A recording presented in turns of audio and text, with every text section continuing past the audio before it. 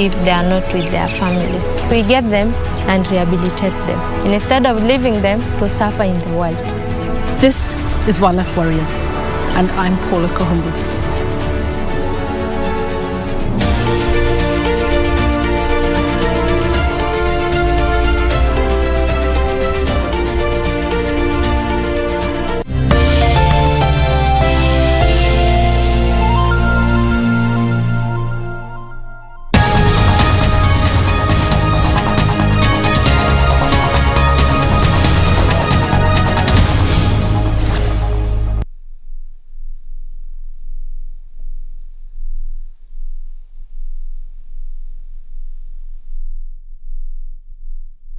Broadcasting Corporate. This morning of the 2nd of December 2021, the members of the Senate will be picking up on a debate that they have been working on from the 1st of December, that is on Wednesday, on the debate of the President's address to Parliament that was done on the 30th of November 2021.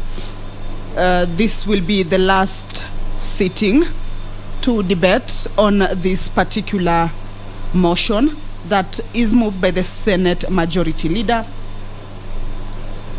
It is the last day because, according to the standing order, the Senate is able to debate on the presidential address that is limited to a maximum of 3 sitting days. And the debate started yesterday, that is on the 1st of December, in the morning sitting. It picked up on the afternoon sitting, and this morning sitting will see the members take their final talks about that particular address. There is also a debate that they will be carrying on the annual report on 2020, on the measures taken and progress achieved in the realization of national values and principles of governance. There's also the 8th annual report on the progress made in fulfilling the international obligations of the Republic of Kenya. We also have the annual report to Parliament on the state of the national security 2021 and the Kenya Business Climate Reforms Milestones Report for the year 2020-2021. As I told you earlier, these will be resumptions of debates that were interrupted on the 1st of December 2021. Of course, there was the morning sitting and then the afternoon sitting. We have a number of bills, 2 bills in the Senate that this morning will be read for the second time.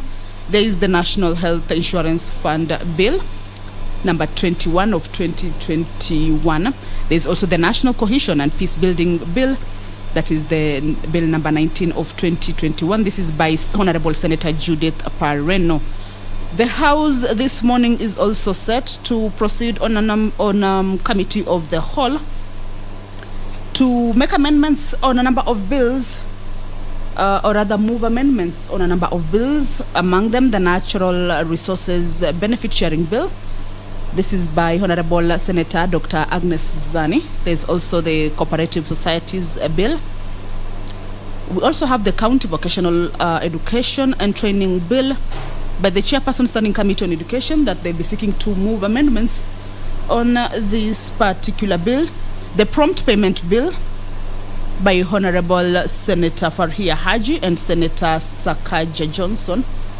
There is also the Startup Bill by Honorable Senator Sakaja Johnson that will be taken through the Committee of the Whole to see the committees, or to see those movers move amendments to the bills this morning. On the County Vocational and Training Bills, Senate Bills number 6 of the 2021, some of the clauses that might be changed, or some of the amendments that the members are seeking to make, is by deleting some words. There's a word here that on the special needs appearing immediately after the words trainees, to substitute it to the word disability.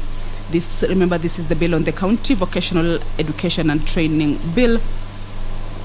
There is also a clause 5 that seeks to delete the words procure and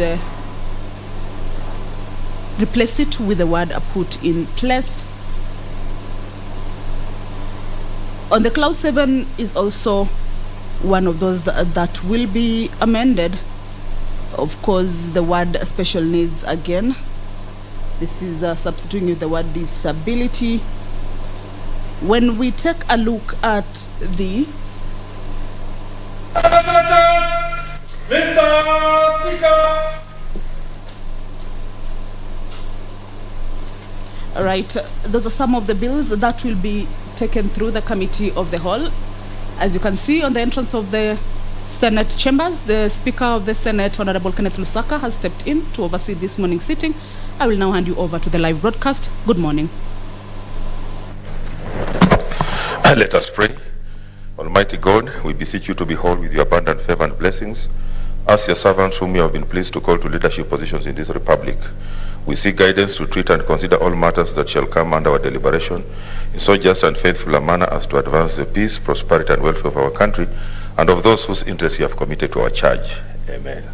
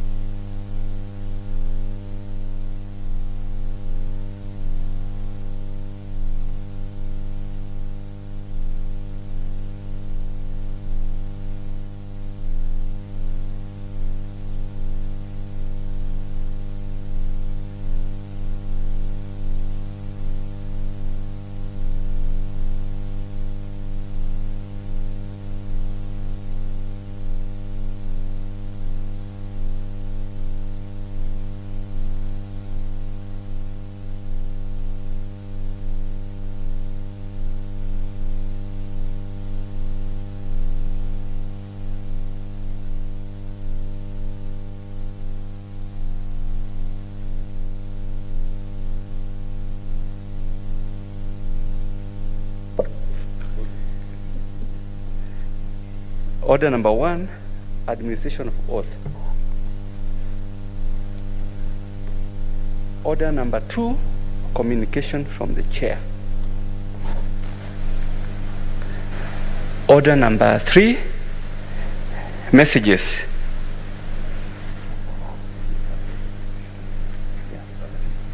Okay. Order number 4, petitions.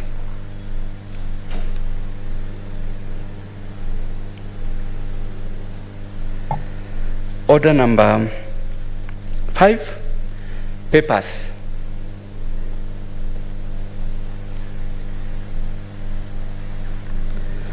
Order number 6, notices of motion.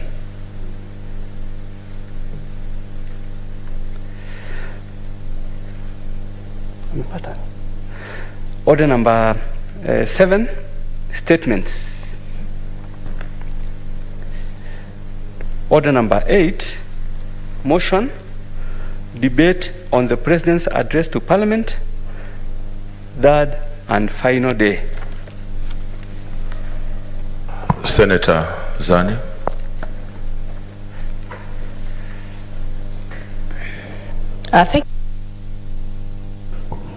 Thank you very much, Mr. Speaker, for giving me this opportunity so that I too can add thanks of the Senate to recorded for the exposition of public policy contained in the address of His Excellency the President, delivered on Tuesday, 30th November, and further that the Senate notes the following reports. Mr. Speaker, let me just start by thanking His Excellency the President for executing his constitutional mandate in giving this report, I think, which is very, very critical. We all listened to that report that covered various areas of importance because really, Mr. Speaker, all areas were touched on, right from the economic, the social, the cultural, the historical, and really just giving a progression of the issues that have come up, most recent of which has been the issue of COVID-19 pandemic, and how we have been able to handle it. Mr. Speaker, this is a problem that applied or touched the whole world indeed, and it brought out the resilience of Kenyans and indeed the need to be able to quickly pick up our situation in our pieces and be able to progress and soar ourselves to greater heights. So we listened to the 8th set of the address of the nation that was given by the Excellency, but also received various reports that were very key. The 8th annual report 2020 on the measures taken and progress achieved in the realization of national values and principles of governance. Mr. Speaker, probably one of the most important articles in our Constitution 2020 is Article number 10 that really gives these very, very specific principles that should guide us. The principles of equality, the principle of clarity and exposition, the principles of transparency, the principles of ensuring that everybody is brought on board, the principles and the values that are very, very key. And Mr. Speaker, in many situations, many countries have been able to proceed and grow because they've been able to put these values into place. They've been able to inculcate these values. And you heard, Mr. Speaker, many times when the President said, without putting these values into operation, it becomes very difficult. We have the hardware right, but we have to put the software right so that these principles can actually be put into operation. So this is very key and very, very important. We also received the 8th annual report on the progress made in fulfilling the international obligations of the Republic of Kenya, of which Kenya is a signatory to many obligations, especially at the international level, in sync with keeping in touch with the changes that are taking place, for example, from various organizations, including IPU and others, and the various conventions and agreements that have been made about the way forward for our country. And then we also had the annual report to Parliament on the state of national security, which is very, very key and very, very important. And this, I think, Mr. Speaker, then contextualizes the situation that we are in and then how we can actually progress ourselves. Indeed, the issue of having mixed fortunes our country, but that this has given us an opportunity to serve this country, and that we can actually use any capacity to take that capacity to bring it to action. He also stated that that has taught him to have empathy, that both sides of the parliamentary divide and political opinions need to be brought all to the fore. Mr. Speaker, we are a multicultural, very diverse society. Many countries have used multilingualism and multiculturalism as a way to impetus for their own development. And this is something very, very key, that through these lessons, we're able to build ourselves and be able to contribute to our various ideology, and to be able to place ourselves in a situation that we can actually be able to push ourselves to the next level. So this is very, very key, because without this, it makes it very, very complicated and very, very difficult for us to be able to plunge further. The issue of the pandemic was very, very key, and this was addressed at various points. And of course, yes, we're not yet out of the woods, especially now with Omicron, which is a new variant that is coming.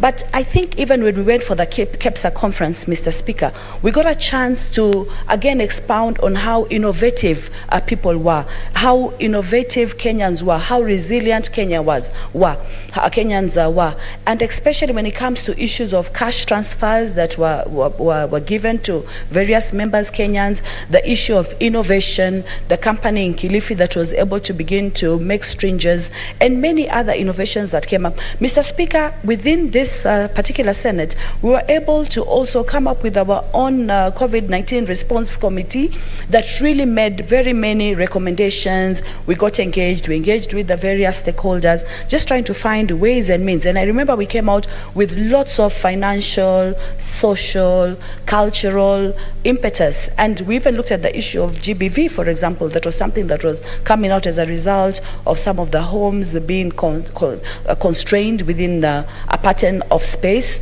and as an issue that was coming out to be addressed, and how that needed to be handled. So various issues came out, Mr. Speaker. And this is very, very key and very, very important. We have, for example, the company Revital that exported over 70 million COVID vaccine syringes to over 20 countries globally. That gave us a chance to shine as a country. And that made us be able to really find a way to fill the stopgap by coming up with almost 2 billion syringes a year, and these were able to be infused within the country and to be used. In fact, Mr. Speaker, it became clear that that was the one article or one important component that needed to be sorted, and they were able to sort out almost immediately. Another company, also Hela, a global apparel marketing company, also was able to come into the fore. They had a strategy of producing clothes. Mr. Speaker, you'll remember when we first saw the PPEs, the masks we got used to pretty quickly. The PPEs at the beginning were even scary. You remember the first instances when COVID began and you find people with PPE, but quickly we began to realize. And quickly the issue of PPEs and producing these, especially locally, became very, very important. We have Hela, which is a global apparel making company, which was able to bring this onto the fore. We have, for example, also with a collaboration with the WHO, the requirements of face masks, and these were able to be increased over time. So through the disaster, we actually were able to have opportunities to be able to further look at the issue of COVID-19 and some of the issues that we could actually bring to the fore to begin to continue to address this issue. It helps us, therefore, to open up our economy, to save our economy, and to be able to proceed with this particular issue in a very, very logical way, in a very, very informative way. And the Ministry of Education, and here really just to appreciate that there was no information lacuna. Right from the beginning, there were press statements being made from time to time indicating what is expected, how the rates for infection were going, what to be avoided, the issue of face masks, the issue of curfews, which initially were difficult, but now looking back, probably that was one of the actions that saved this country, because through the curfews, people were able to contain, be in the right places at the right time.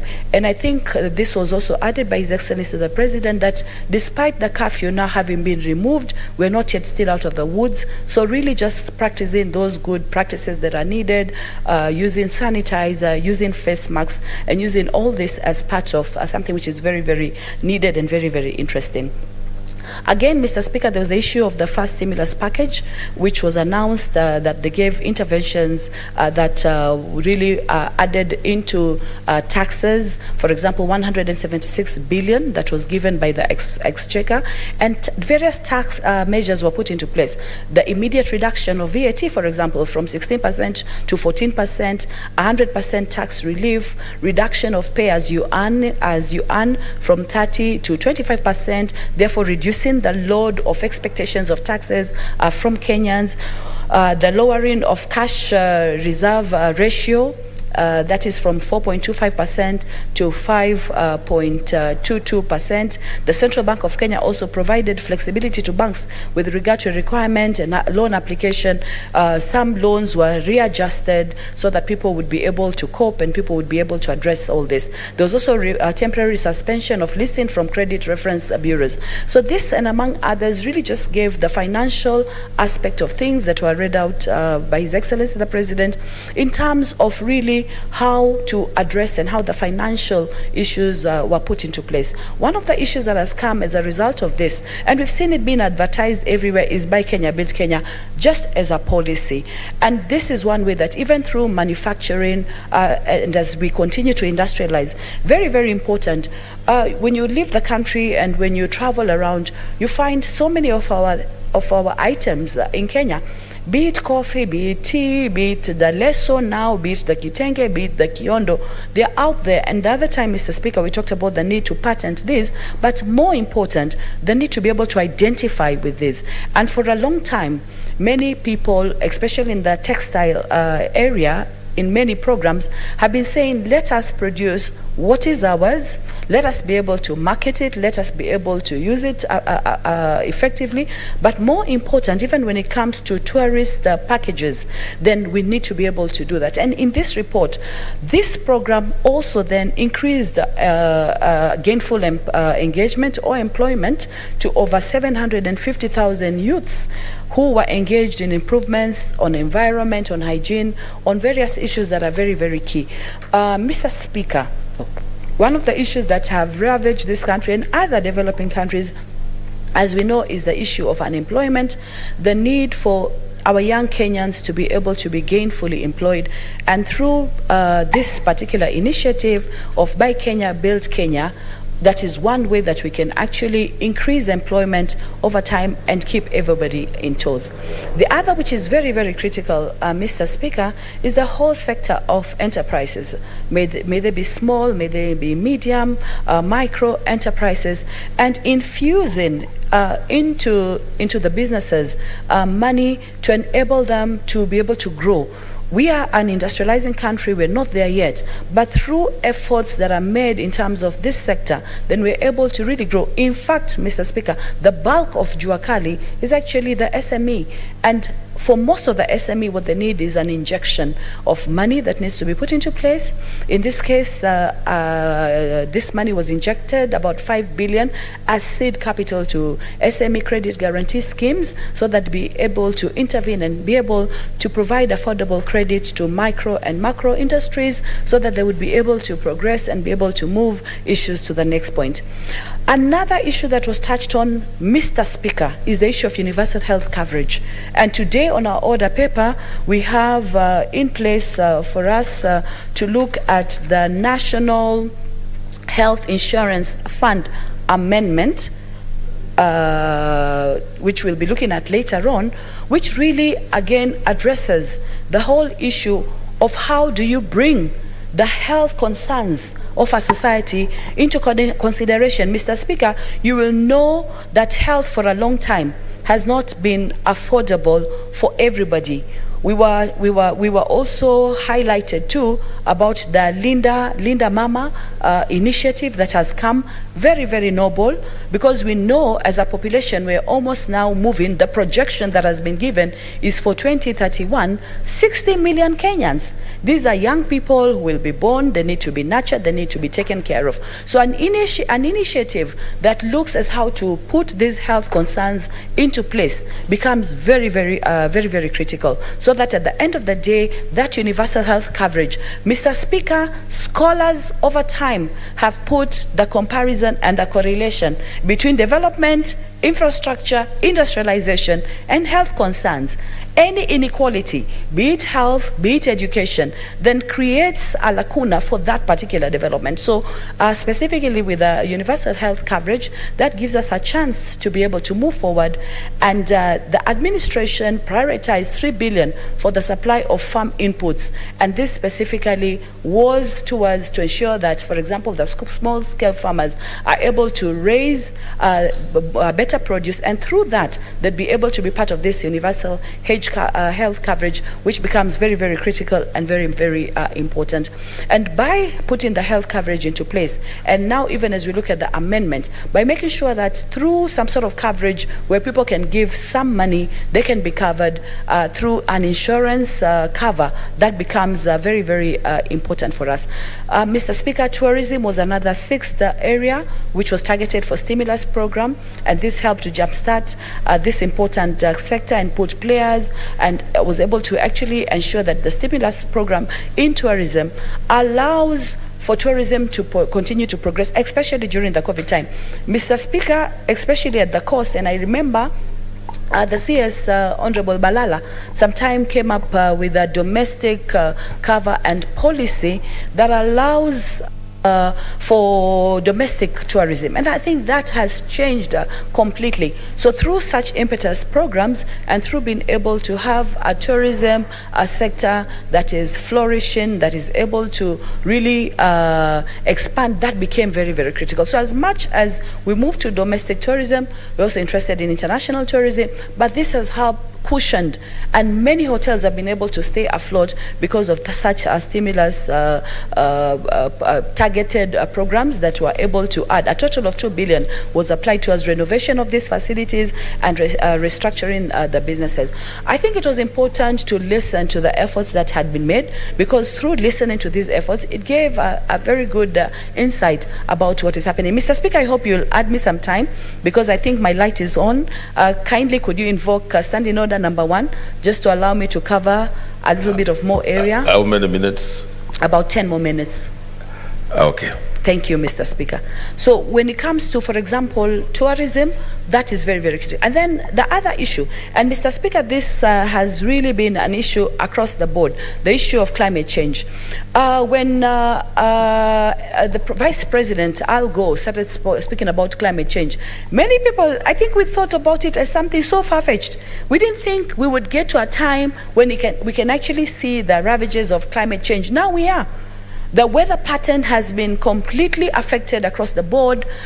People don't know when it's really going to rain. The traditional patterns have changed, drought in many areas. So very, very important for the administration to have gone into place to rehabilitate wells, to look at water pans, and to look at semi-arid and arid areas and how this can be helped. A total of 2.5 billion for flood control was also injected, and really just campaigning for the Green in Kenya campaign, which really involves planting of more trees, improving the tree cover across the country, so that at the end of the day, it becomes very, very imperative.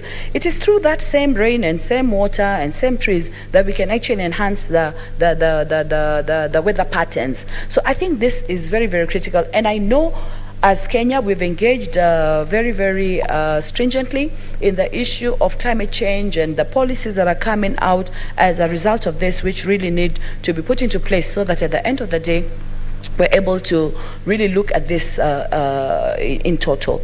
The GDP, as we know, is always a driver. This is very, very key and very, very important, the gross domestic product of a country. are recording an increase of 10.1%. I listened to Senator Were as she was making her submissions. Very good. This is a double-digit growth that we hoped would come, but maybe also to just go into ramifications and ways of ensuring trickle down of the same. She talked about money in the pocket. So yes, we have a double-digit GDP, which is fantastic. It raises our profile as a country. But somewhere along the line, probably the growth of these middle and small micro and macro enterprises would help in the long run to get us to a place where this economy can grow and be felt more and more within the households, within the various sectors, so that at the end of the day, this trajectory can actually be across the board. And then again, we have the third stimulus package, which focused on key productive and service sectors right across the board: agriculture, health, education, drought response policy, all these really addressing the key issues and the projection for this, the first term intervention, the second term intervention, for example, into the sugar sector, which again is a sector really relied on in Western Kenya, very, very important. The third intervention on coffee. And Mr. Speaker, you'll realize that over time, we're trying as much as possible to really take it to the agricultural sector, because 80% of our income, and this is what is driving the GDP, is through agriculture. So we need to take care of the livestock sector. We need to be able to take care of the various coffee sectors. Mr. Speaker, I was saying that over time, we've come up with a lot of legislation in this House to ensure that these products are well catered for, especially right from production up to the manufacturing, and finally the market, and finally the utilization. If that doesn't happen, it really creates a problem. And therefore, we've initiated in this House and debated the tea bill, the coffee bill, the coconut plant bill from the coast. Very, very critical, because the coconut plant is used for so many uses, and this is really an economic hinge in this particular region. Very, very key and very, very important. Mr. Speaker, the sixth intervention was in education. And of course, we have the 100% transition, of course, CBC, which really is targeting competency-based, moving from qualifications, giving people skills so that they can overall be able to, be able to use various competencies apart from the educational attainment. I sit in the Education Committee, Mr. Speaker, and we have engaged broadly at CBC level to find out what is happening. Of course, the issue of transition and where do we go to, for example, after grade 6, this is now being addressed. They're going to move into secondary schools, but really just feeling that there's a shift of change, and also that other competencies, Mr. Speaker, some of these competencies over time are gauged to actually have a very high correlation with development. Key competencies of critical thinking, of development, of analysis, so that our children are able to capture these, and this can catapult them further. So the Ministry of Education continuously has been engaging on how to improve. Of course, there are various questions. We've raised many of them on the floor of this House, some of which have gone to the ministry, and we've been able to get the feedback. And now the feel that even the grade 6, as they proceed there, would be able to make the changes, the beneficial changes, I think, that are very important. Of course, this cannot happen without construction of classrooms, and this commenced early December. We should commence early December 2021. This is about this time, because the first issue was, what do we do with the classes that are there already at the lower primary level? How do we handle them? And many are feeling we can keep the pre-unit classes, both 1 and 2, and then with the 6, and have the other 2 really just move to the secondary level. And this is what will necessitate us the building of more of these classrooms, not forgetting, of course, the 100% transition rate. That means the initial scheme that we had, the initial pointer to transition has been removed. And this, I think, levels very well with the more advanced countries. For example, United Kingdom, if we go to countries like Switzerland, equal opportunity. You're not going to be left out because you cannot pay fees for your transition. But I think what will be key for us in this country is that even as we identify the key competencies and we're able to gauge them, that we're able to support those who move to the secondary level and be able to still build on those key competencies that are very, very key. And they can be able to be groomed in such a way they can actually bring about massive development. The other issue of intervention, which was very, very key, is the issue of health and the health coverage. I've touched on this already, and 3.2 billion was put for construction for medical facilities, etc. The need to be able to really ensure that people have better health. The 8th intervention was the sanitation program, and this was very, very key as well. The national program, this included Kazi Mtaani, again addressing the other issue that I'd spoken to initially, the need to be able to cover, especially the youth. They are the future, now we say for tomorrow, but nowadays we say they are just the future of now. That they need to be able, whatever we have put into them educationally, and the need therefore not to focus so much on formal education, but also move to TVET. Mr. Speaker, the TVET bill is on the order paper today, pushing for the agenda of both technical and vocational training so that people will come out with skills they can be able to use. Mr. Speaker, there are certain countries now that have expanded because they have been able to bloom this sector. And Mr. Speaker, you'll be aware that a lot of our workforce that goes out really is giving out this, apart from, of course, white-collar jobs and white-collar qualifications, also the TVET, the vocational training, which is very, very key and very, very important to be able to really enhance the thinking through the facility, the way people are able to put things into place, the way they can be able to progress, the way they can be able to push their agenda, which is very, very key and very, very important. Mr. Speaker, we would not have gotten to where we have gotten to without the national vaccination plan.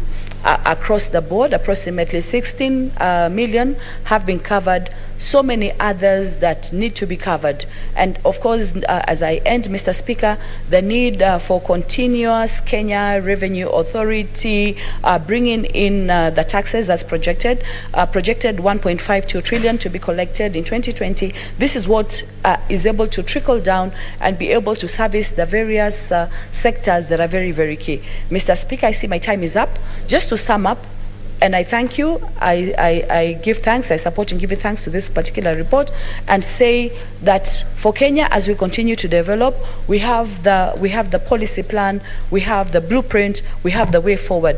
As the President said, there's no reason why we cannot be the Singapore, why we cannot be the Malaysia, why we cannot be the newly Asian tigers that have made this progression. Indeed, they actually copied our sessional development plan. They were able to implement. We are getting to where we can identify and tie the gaps. We're looking forward to reach the progress that we're so sick to find. And even as we admire where the Asian tigers are, we are also moving as a country to get there. I thank you, Mr. Speaker. Senator Amos Wako.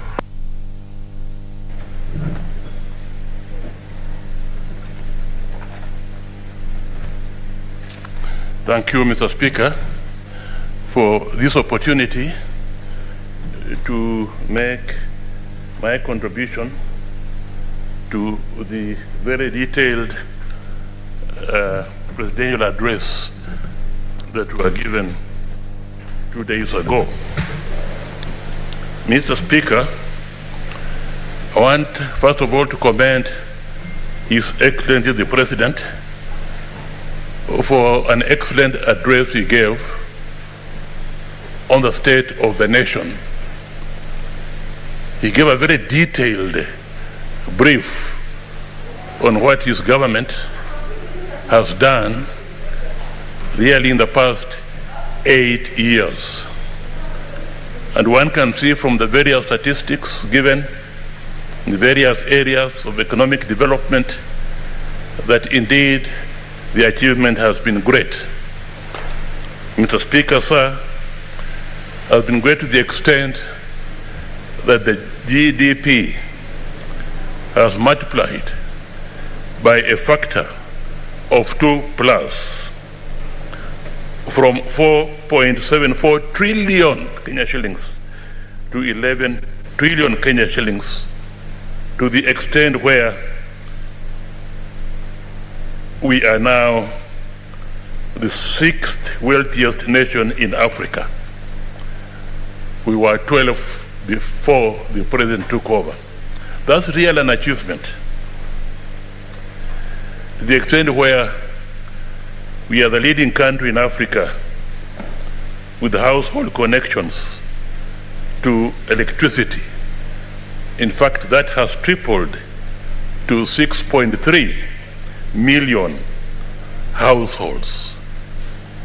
The president outlined the various interventions that have been done by his government. In fact, well over about 17 major interventions have been made by his government in various areas, including, Mr. Speaker, agriculture. And in agriculture, I noticed, Mr. Speaker, sir, that whereas the intervention in coffee and tea was focused on the reform of the coffee and tea industries here, now to the extent where the tea farmers expect to get record money from their production.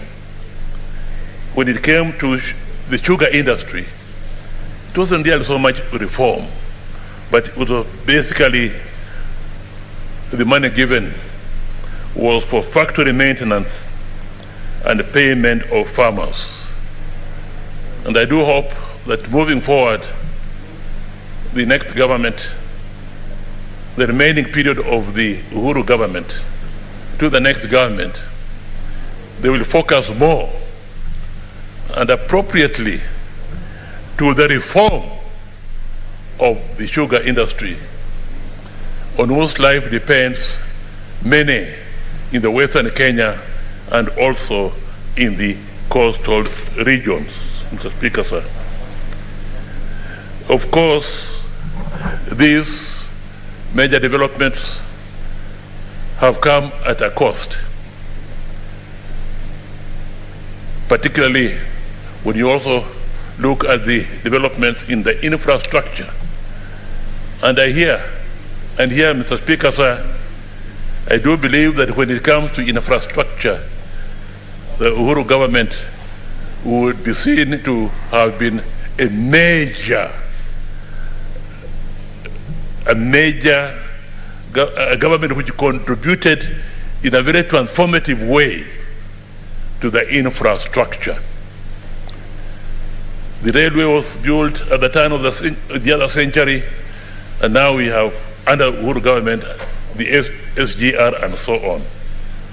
Mr. Speaker, sir, this has also been at a cost, and that's why one can say that the foreign debt, which is very, very high, which has also reached record levels, is a problem that has to be dealt with.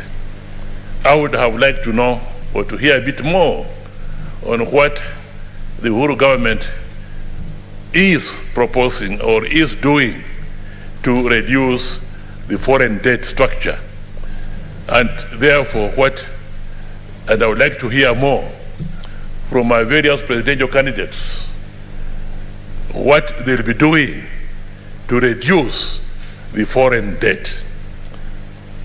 Mr. Speaker, sir, the President also mentioned some very good examples on how some county governments have really made use of the little that they have had. And he highlighted, Mr. Speaker, sir, Makueni and Kajiado particularly. Makueni for the universal health care insurance known as Makueni Care, and also for starting mango processing, where mango from 5 shillings is the farmers are now getting 15 shillings. So Speaker, sir, these examples of Makueni and Kajiado, these are examples which you want to see in every county in this country.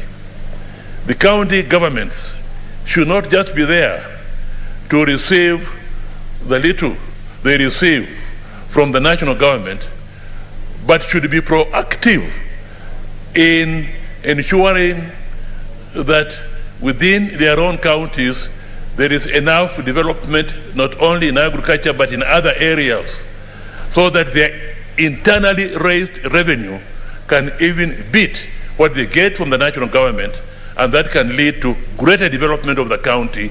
And if all counties did that, to the greater development of the country as a whole. I would like the county governments to emulate the examples given by Makueni and also by Kajiado. I think he also referred to Kajiado, which came with a novel way of distributing food to the hungry, called the Riziki system. Mr. Speaker, sir. Mr. Speaker, sir, if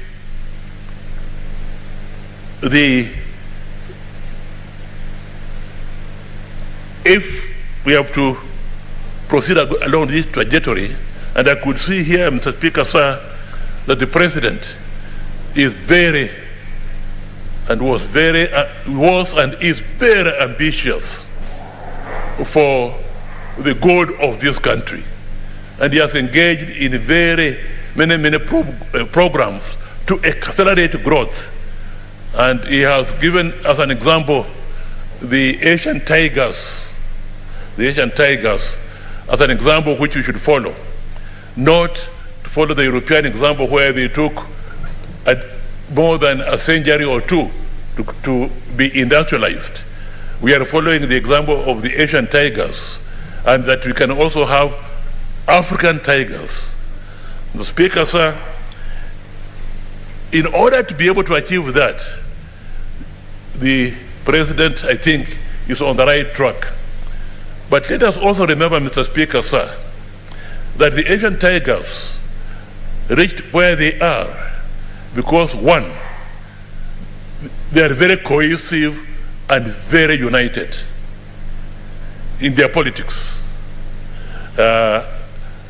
Here, Kenya is sort of divided in its politics, Mr. Speaker, sir. But most critically, Mr. Speaker, sir, they also did not tolerate corruption right from the very beginning. Mr. Speaker, sir, the clearest example of this is and I'm mentioning this issue of corruption and other issues because according to Article 132 of the Constitution, under which the President was giving this state address, it relates to, you have to give once every year, submit a report to the National Assembly on the various issues raised, including in that report on all the measures taken and the progress achieved in the realization of the national values referred to in Article 10. Now, under Article 10 of the Constitution, particularly if you refer to Article 10, 2A, the national values and principles of government include, and C, good governance, integrity, transparency, and accountability.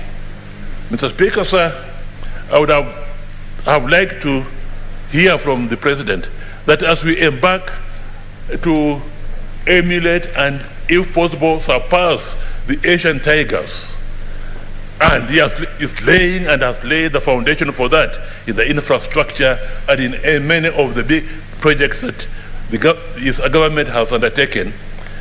What has he done to deal with the issues of corruption? Particularly when we hear that quite a bit of the money that is budgeted for, according to the Auditor General, the last Auditor General, you said the budget for corruption money inside there. and at least 1/3 goes to the into the pockets of the officials, and at least 2 billion every month or so also is lost to the pockets of what is he doing and what has he done. I would have liked to hear more of that. And on that one, I would, with your permission, Mr. Speaker, sir, like to quote Singapore, because Singapore, of the Asian tigers, I think is closer to us, because at the very beginning, they also faced the issues of ethnicity. Ethnicity amongst the people of Chinese origin and people of Malay origin and people of Asiatic origin. And there were fights, communal fights, and many people died. But Lee Kuan Yew was able to deal with that issue. And then he turned now to the issue of corruption. And without going into very much, I would like to just read what Lee Kuan Yew said. He said many things about corruption, but let me just make one quotation to Speaker, sir. It is clear, and here I'm reading, it is clear to Lee that for a nation to beat corruption and build a just society, the cleansing has to start at the very top.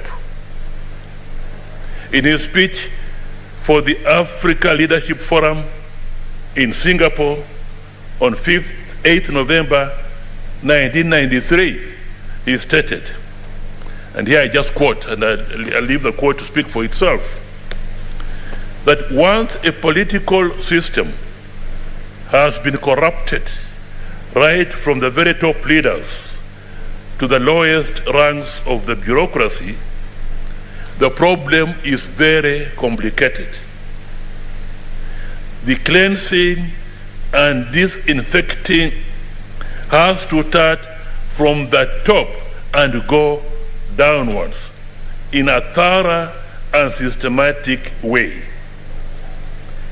It is a long and laborious process that can be carried out only by a very strong group of leaders with the strength and moral authority derived from unquestionable integrity.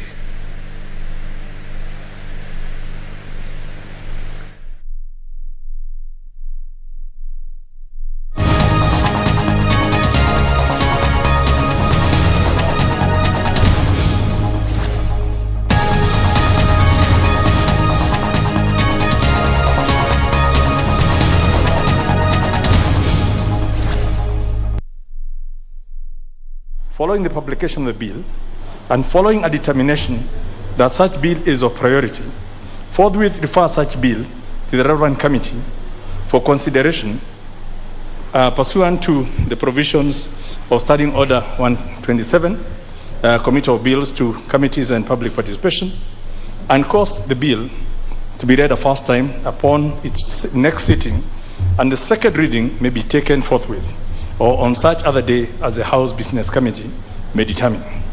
Number 2, should any statutory instrument be transmitted for tabling before that House during the period, the Speaker shall, following a determination that statutory instrument is of priority, forthwith refer the statutory instrument to the relevant committee for consideration and cause the statutory instrument to be tabled in the House upon its next sitting in accordance with the provisions of Section 11 of the Statutory Instruments Act number 3 of 2013.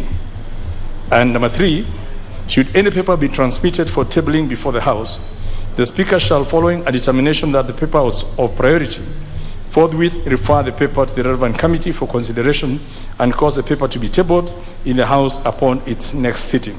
Honorable members, this is a routine motion that we do at the adjournment of every House to facilitate how business will be handled, because we will not have the opportunity for a matter to be read a first time so that it can be then referred to the relevant committee for processing.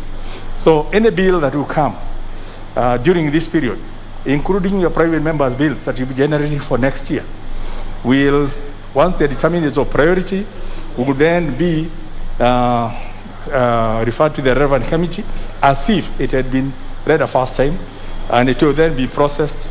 And when we next assemble, we can proceed automatically to the second reading of that bill. So this is basically to cover that there is no lapse in terms of process, and we do this every time.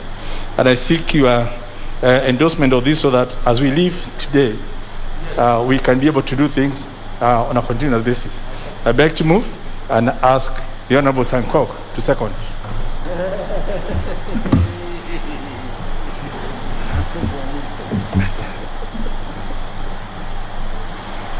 Thank you very much, Honorable Speaker, and I beg to second.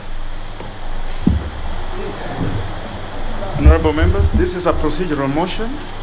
I propose the question that notwithstanding the provisions of standing orders 120, 122, and 126 relating to publication, procedure upon publication, and first reading of bills, and standing order 210-2 relating to the tabling of statutory instruments, this House orders that during the long recess of the 5th session, 3rd December 2021 to 24th January 2022, 1.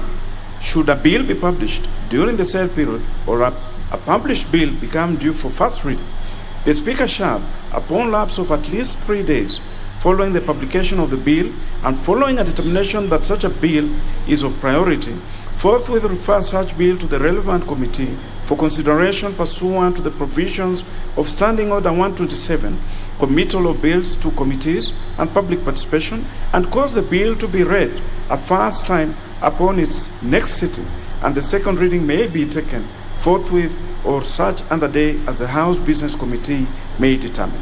2.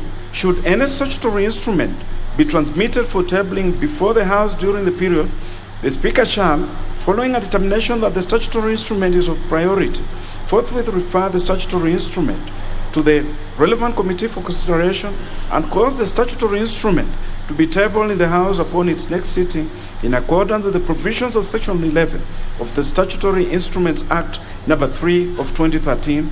And 3. Should any paper be transmitted for tabling before the House, the Speaker shall, following a determination that that paper is of priority, forthwith refer the paper to the relevant committee for consideration and cause the paper to be tabled in the House upon its next sitting.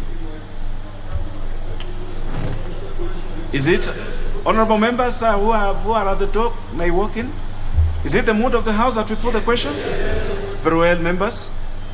Members, take your seats, kindly.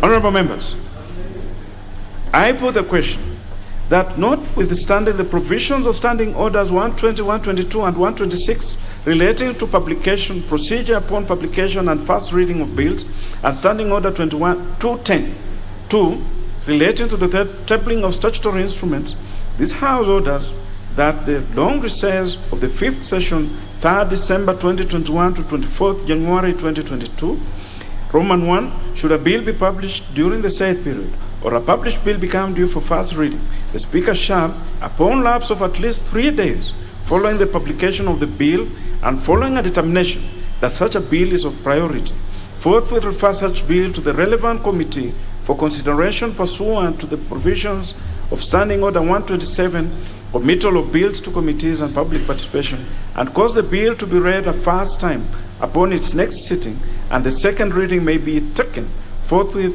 or on such day as the House Business Committee may determine.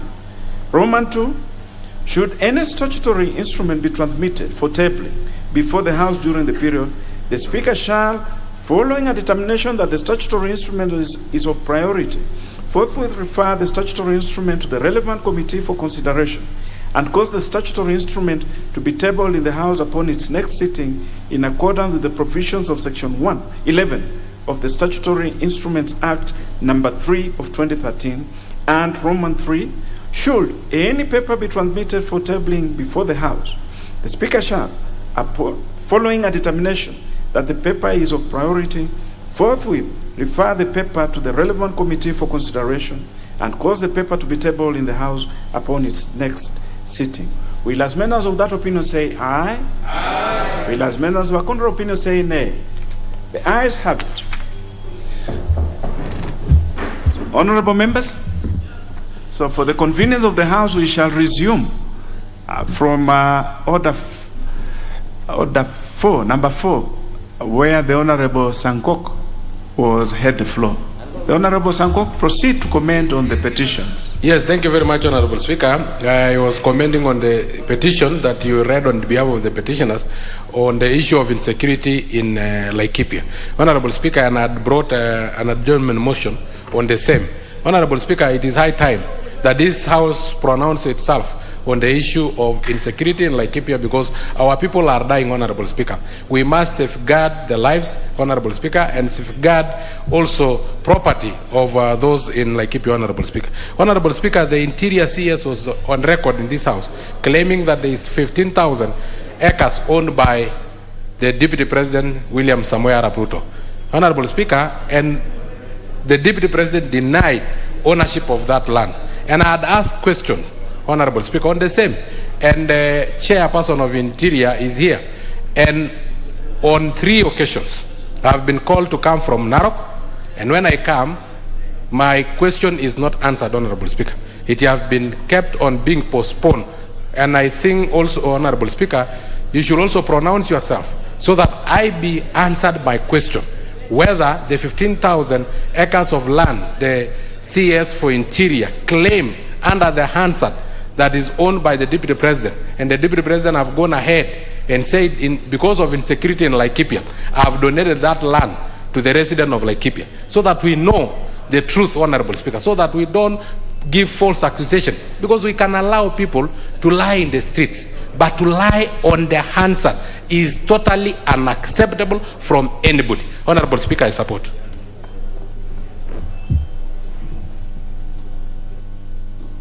The Honorable Rasso, member for Saku. Thank you very much, Honorable Speaker.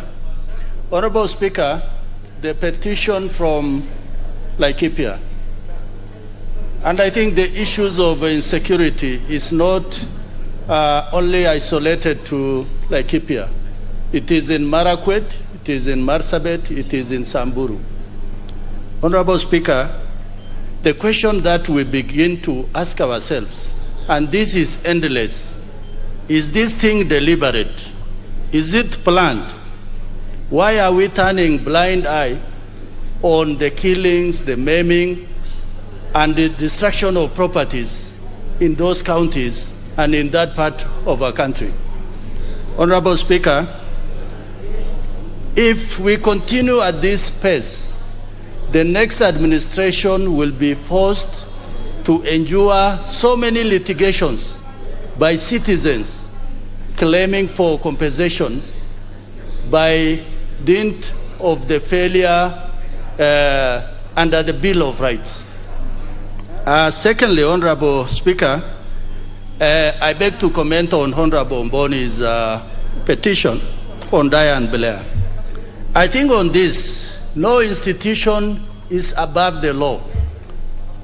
No institution will try to abrogate itself the virtues of the Constitution when it is for all and sundry. This House is the people's representatives. The rich, the poor, the strong, and the weak must have a voice in this House. For that reason, Daya and Blair must pay. I thank you, Honorable Speaker. The Honorable Shakil Shabir, member for Kisumu East. Oh, he had commented? No, Shakil had not commented. Chairman, I have not commented on this. Proceed, the Honorable Shakil. These proponents of bottom-end economy seem to have forgotten their manners.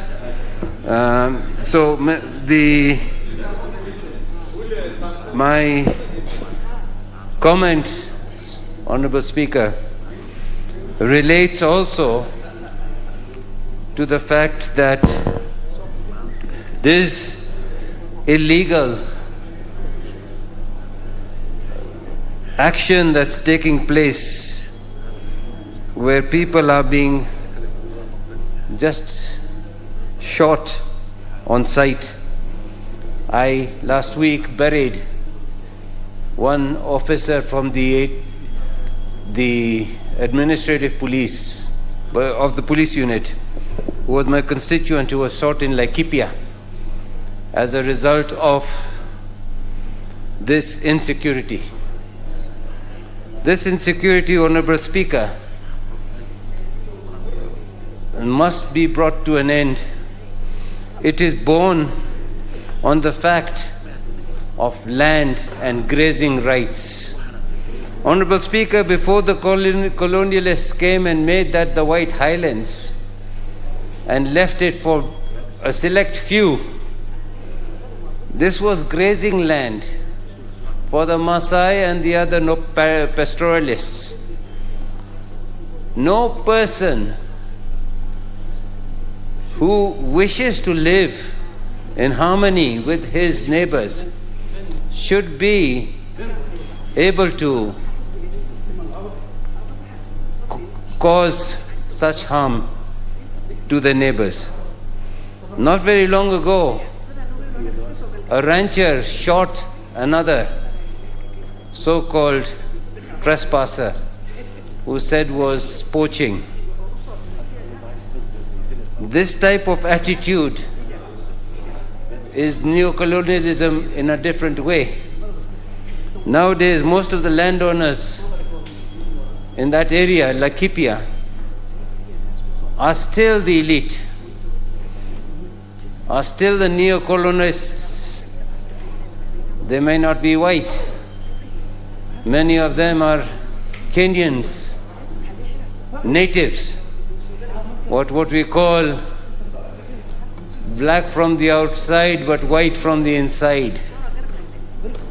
They must now start to realize that those thousands of acres that they have got is Kenyan land. The decision to re-establish an order in Laikipia is necessary. The country where my great-grandfather came from, in India, no one person, whether he is the Prime Minister, the President, whoever, is allowed to own more than 100 or 200 acres, full stop, him and his family. Yet in this country, families are owning, people are owning tens and twenties and hundreds of thousands of acres. Yet the community which is already there has been marginalized, has been tortured, the animals have been killed, and as a result of all this, they are now foreigners in their own land. Honorable Speaker, sir, I speak for the Maasai, not being a Maasai, but being an adopted member of that community. It is no longer acceptable that the territories that were used by the pastoralists, whether they were the Maasai, the Samburu, the others, even the northern Kenyans, should be taken and deprived just by a title deed. The title deed was actually defined by the British under the Norman conquest, and that has been, we have borne some of the problems of that. The sooner, Honorable Speaker, the sooner we can have the land that is community land to be property of the government, the better it is. The property of the community, the better it is. Thank you very much, Honorable Speaker. And finally, on the comments, the Honorable Kalasinga, Majimbo member for Kapchai. Yeah, thank you very much, Mr. Speaker. Mr. Speaker, security is everything. Security, Mr. Speaker, allows a country to produce and sell and make money and the country will develop. Where we have no security, Mr. Speaker, issues of underdevelopment happen. And here, Mr. Speaker, I keep as a reference now. I want to support that petition by stating that the chairman of the committee should sanction and sanction properly the CS indeed, Mr. Speaker, to give these people in Laikipia all total coverage, and people in Laikipia, Mr. Speaker, are Kenyans. You know very well, Mr. Speaker, that when you go outside this country, go to America, go to Britain, the identity of a Kenyan is a Maasai cloth. That Maasai cloth, Mr. Speaker, is more of our national flag everywhere in the world. When those tourists or people come to this country and want to see how this Maasai stays, Mr. Speaker, and find that they are not secure, it looks like the whole country, Mr. Speaker, will be portraying the same image. So I would want, Mr. Speaker, to support this petition and the Cabinet Secretary in charge of this to tell this country there are areas in this country, Mr. Speaker, where policemen are reduced only, Mr. Speaker, to chasing Changa and Busa drinkers. Let these policemen, Mr. Speaker, be grouped up and go to bring peace in this region. Finally, Mr. Speaker, on the first petition, 19 million shillings, Mr. Speaker, it's not a sum of change. It's not a change to keep, Mr. Speaker. They must look at the shares poorly, fraudulently transferred, and that owner of the money, Mr. Speaker, be compensated and compensated with the interest. Thank you, Mr. Speaker, and with the people of Kabuchai, myself, we support the petitions. Thank you, Mr. Speaker. Very well. The petition by the Honorable Mboni stands committed to the Departmental Committee on Finance and Planning, and the other one stands committed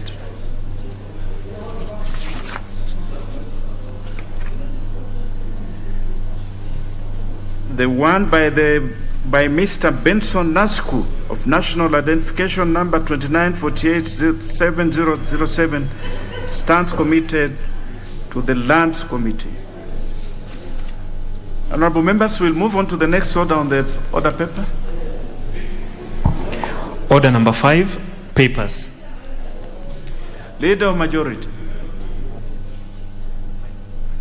Yes, there are papers to be laid by the Chair of Finance, but I don't see her in the House. Yes, Honorable I'm sure Speaker. The Leader of Majority will be able to inform them. Yes, the Chair of Finance has talked to me. She's actually waiting to sign to the report which is being collated because it's relevant for discussion this afternoon. And she's asked that you give guidance on whether she can table the report in the course of the proceedings this morning. She'll be, and I also would appreciate that situation so that members can be able to interact with the report as we debate on the proceeds of crime and anti-money laundering amendments this afternoon.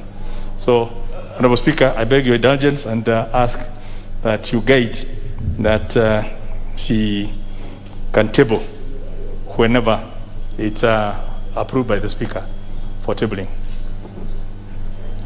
Well, I direct that the reports by the Chair for Finance and Planning Committee may be tabled in the course of proceedings in this morning when they are ready. We understand the kind of pressure and timelines that we are working with. So those directions are allowed, are given, and when she's ready, she will be able to table. Next business. Order number 6, notices of motion.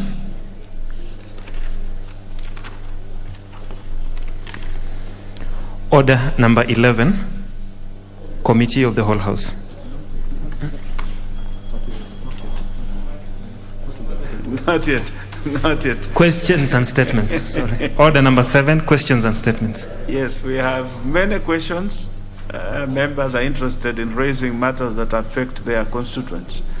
We cannot ignore that. So the first question is by the Honorable Musimba, MP for Kibwezi West, who has requested that his question be deferred. So it is accordingly deferred. The second one is by the Honorable Charles Njagua, member for Starehe. The Honorable Charles Njagua.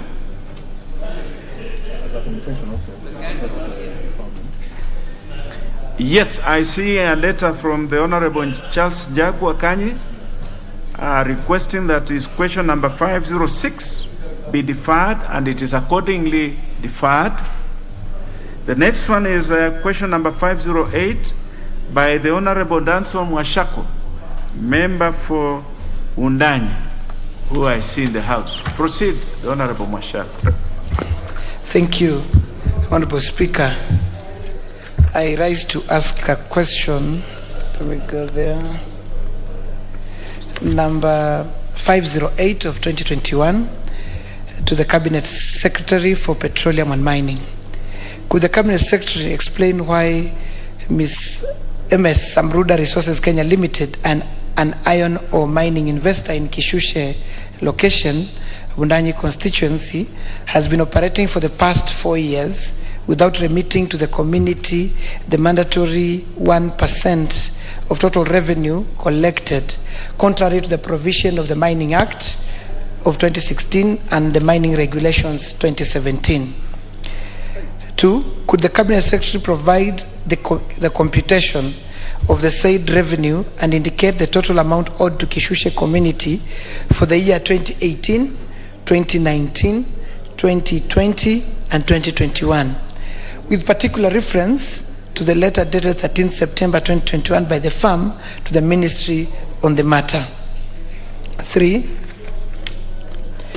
could the Cabinet Secretary explain why the firm has declined to acknowledge the Community Development Agreement Committee, that is a CDSC, and to facilitate its meeting as required by the law?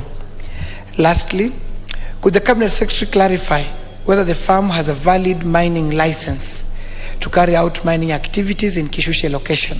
And if so, what is the Ministry's position regarding the request for transfer of mining rights from Wanjala Mining Company Limited to Samruda Resources Kenya Limited? Thank you, Honorable Speaker. That question will be replied before the Departmental Committee on Environment and Natural Resources. The next one is by the Honorable Dr. Irene Kasalu, member for Kitui County.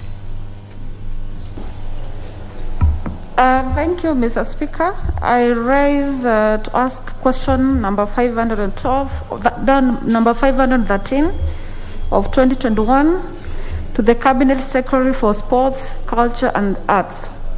Number 1, what is the status of sporting facility in the country and particularly those in Kitui County? Number 2, what measures are the ministry put in place to improve sporting facilities in the country to international standards? Number 3, what steps has the ministry put in place to boost the morale of Kenyan athletics? Thank you, Mr. Speaker. That question will be replied before the Departmental Committee on Sports, Culture and Tourism. The next one is by the Honorable Daniel Rono, member for Keio South. I saw the Honorable Daniel Rono in the House.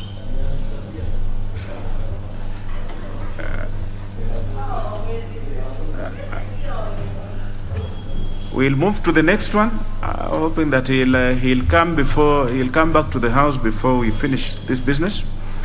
The next question is by the Honorable Daniel Muliungi, member for Mwingi Central, who has requested the Honorable Dr. Kasalu to ask this question on his behalf. The Honorable Gideon Muliungi.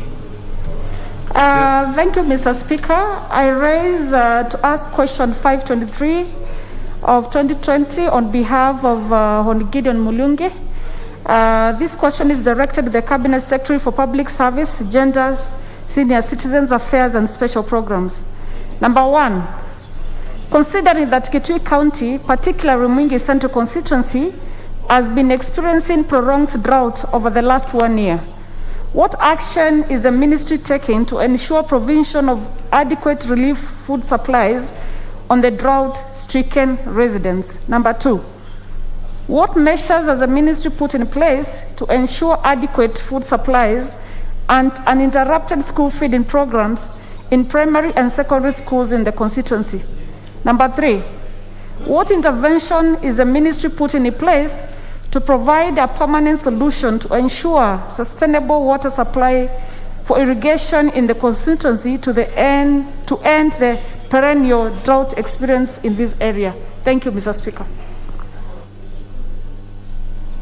That question will be replied before the Departmental Committee on Administration and National Security. The next question is by the Honorable John Waluke, member for Sirisia. I saw the Honorable Waluke in the house earlier. Let's hope before we finish this business he can come and ask his question. The next one is by the Honorable Caleb Amisi, member for Saboti.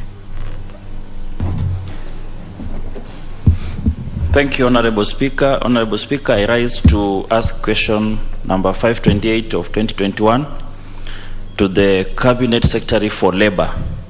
Number 1, could the Cabinet Secretary explain why the following companies, Ketia Supermarket, Transmart Supermarket, Ketia Wholesaler, Ketia Supermarket, Ketia Godown, Jerelam Wholesaler, GHT Turner Wholesaler, Swam Hardware, Quick Market Supermarket in Kitale Town, Trans Nzoia County have not been complying with the provisions of the regulations of wages, general amendment order by paying its employees the stipulated minimum wages?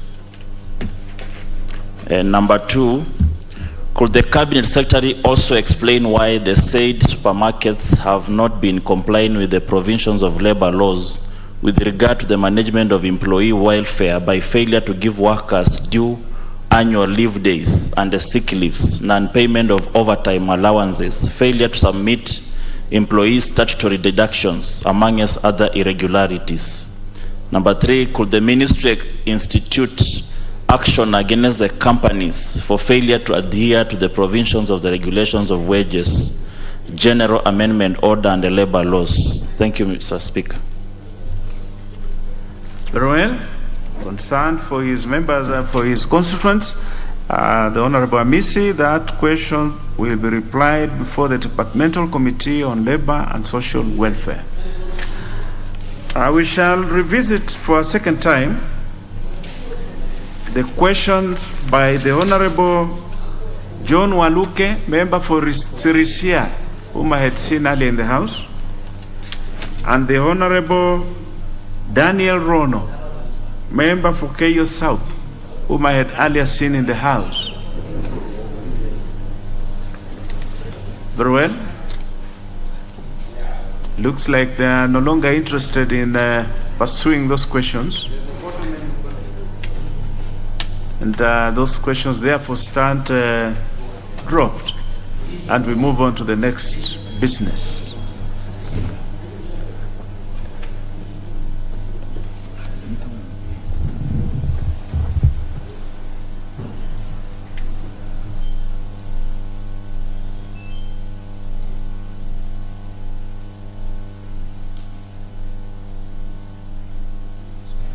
The Honorable Bayaya, you have a point of order? Yes, I have a point of order, sir. Mr. Speaker, last week I rose on this seat, in this very house, to raise a matter of great importance, and I requested for a statement on the disconnection of water bill, of our power at the Baricho Water Works due to power bills. This led for lack of water for 2 weeks in Kilifi and Mombasa counties because of the disconnection of the power by Kenya Power KPLC. Mr. Speaker, after lengthy negotiation, power was restored and water has been flowing. But I received the unfortunate information last night that Kenya Power again went to Baricho Waterworks and disconnected water. And Mr. Speaker, the disconnection of power at Baricho actually flies in the face of the fundamental rights of the people of Kenya in terms of the fundamental right to water. Water is a fundamental right, Mr. Speaker, and therefore we would like to ask government that water is a fundamental right. And follow up to my statements, the leader of majority. I've made a statement, and this is statement time, and I would like to follow up on it. That the same thing has happened again, and people are now suffering again. Schools will be closed, hospitals will be shut down, and the people will not have water. I think it is a responsibility of government to progressively ensure that there's water. This government has invested over 3 billion shillings to do pipelines and to do water tanks and to do water reticulation in the county of Kilifi and Mombasa. But today that investment is going to waste because of improper planning or synchronization of government functions between the Ministry of Water and that of Energy, such that the people of Kilifi today and for the whole of next week and the next 2 weeks will not have water. Life will be disrupted, Mr. Speaker. I would like to ask government to ensure that they think through the process. If they are putting heavy investment on reticulation of water and ensuring that there is pipelines for water, they should also ensure that there is a source of power that pumps the water. It is only in the coast region that water must be pumped through electricity because it comes from a lower region to a higher region. Mr. Speaker, I would like to ask for your indulgence on this matter, that the ministry, KPLC and Ministry of Energy be compelled to reconnect the water despite the bills that are there. The negotiations can take place and water and power can be reconnected, but people must not be disconnected from water, which is a source of livelihood. Mr. Speaker, the leader of majority is here, and I'm sure he will take up this matter and ensure that tomorrow or today, power is reconnected in Baricho Waterworks and water starts flowing. You cannot give a special tariffs to street lights and deny to give people a tariff for power. Mr. Speaker, it's very hard. The Honorable Bayaya, I don't know whether the Speaker has got powers to order for reconnection of water, but let me consult.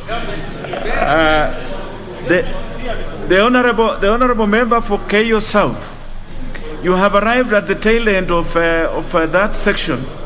But you are lucky that this speaker had seen you early in the House and you had gone out. I therefore, under Order 1, allow you to ask your question. Please proceed and ask your question. Thank you, Honorable Speaker. Apparently, Honorable Speaker, the order paper I picked was indicating that my question is coming in the afternoon. But when I heard you calling me, I had to certainly come back to the House. My question, Honorable Speaker, is question number 518 of 2021, and it's directed to the Cabinet Secretary for Transport, Infrastructure, Housing and Urban Development and Public Works. 1. Could the Cabinet Secretary state the consolidated length in kilometers of roads tarmacked by the national government across the country from 2013 to date, including a breakdown of the length per sub-county and county? Protect me, Honorable Speaker. 2. The Honorable my neighbors. I'm sure the question that the member for Keio South is asking is very relevant to all of us. It is really relevant. It's a very important question. Allow him to do it. And I'll repeat for the avoidance of doubt, Honorable Speaker. No, you don't need to repeat. Just move on. You are on record. Could the Cabinet Secretary state the consolidated length in kilometers of roads tarmacked by the national government across the country from 2013 to date, including a breakdown of the length per sub-county and county. 2, what measures has the ministry put in place to ensure that Nyaru Kimwarer in Keyo South constituency, that's the road called Nyaru Kimwarer, which has been earmarked for upgrading to bitumen standards, is expeditiously completed within stipulated timelines? Thank you, Honorable Speaker. Very good question. To be replied before the Departmental Committee on Transport, Public Works and Housing, whose chair I see is sitting right behind you, the member for Keyo South, and who has listened to the question and is able. He is one of those chairs who have showed good capacity for work. I'm sure he'll be up to it. We'll move on to statements. There are statements to be replied to.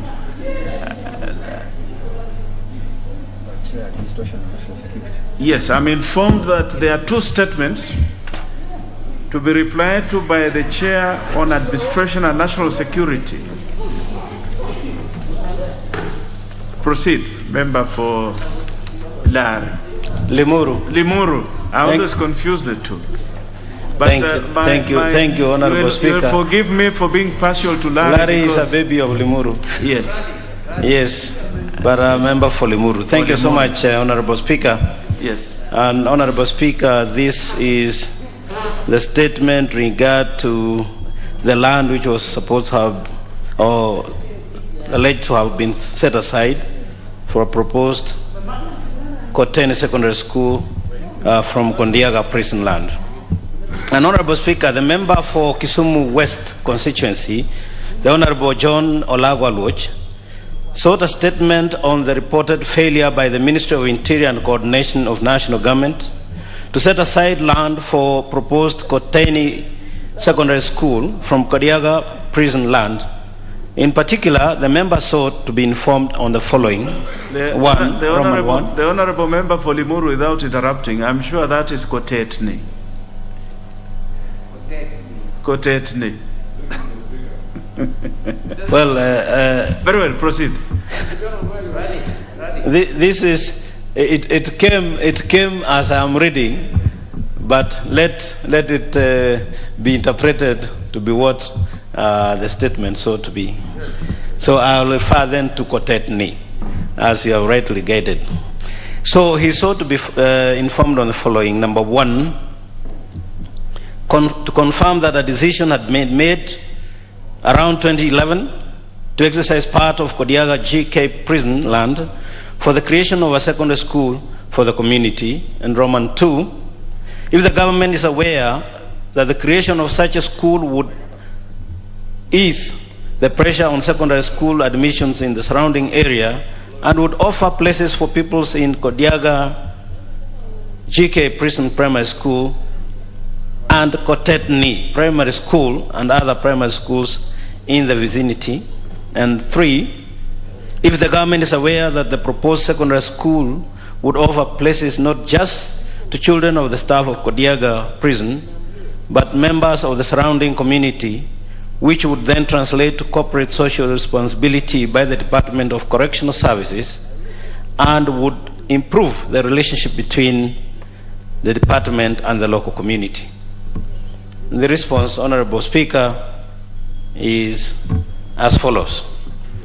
Honorable Speaker, there are no records at the Kenya Prison Service indicating that there was a decision in 2011 to exercise part of Kondiaga GK prison land for the creation of a secondary school for the community. And that is as short as it is, Honorable Speaker, as it came, and therefore there being no decision made, or there having been no decision made in 2011, the other 2 questions were then irrelevant. I thank you, Honorable Speaker. The member for Kisumu West, the Honorable Lago Lochi. Thank you, Mr. Speaker. Mr. Speaker, I must say that the answer is not just inadequate, it's also not correct. Because, Mr. Speaker, in 2011, I myself was in negotiations with the then Deputy Vice President Honorable Kalonzo Musyoka and his PS, and we agreed. And there's a letter that they wrote to me confirming what I've asked. Mr. Speaker, I would like to ask for time so that I can look for this letter. Number two, even if assuming that there was no such a letter, this answer does not address Roman 2 and 3 of my request at all. In fact, I think I would say that the statement, Mr. Speaker, I think is in my view, contemptuous of the question.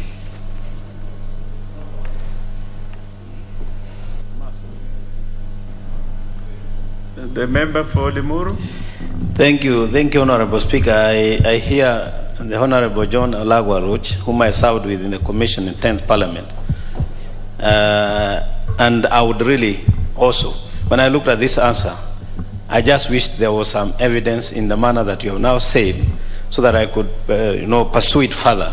But now that you are saying there's that kind of a letter, I think we can resurrect this matter when we resume by way of provision of that letter, and then I will also be able to take up with the CS. But as regards Roman 2 and 3, the answer, because I sought this morning a verbal explanation as to why it was so short, and said since there was no decision, then the Roman 2 and 3 question were not applicable, because there was in the first place no decision, and that was the explanation to set aside that land. And so there was no consideration of whether that school would be beneficial to the community. There were no discussions as such. That's a verbal explanation that was given to me. But be it as it may, once that letter comes, then I think the whole scenario will change, and we'll be able to pursue in line with the questions which were put under Roman 2 and 3.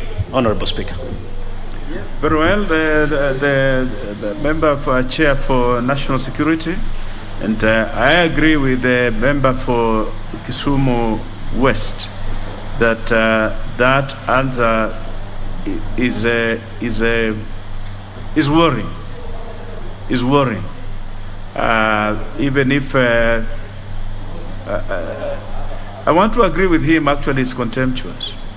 And this is one situation where I want to agree with him and allow for him to bring the specificity that he's alluded to with the letter and the discussions that he held, so that maybe the relevant agency can look into its archives and respond with better particulars to the question that has been asked by the honorable member for Kisumu West.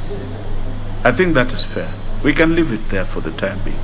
Yes, considering that the chair also seems to agree with us that it's a bit cut the way it was done, but we can do better. Yes. So those are the directions of the Speaker. The next one.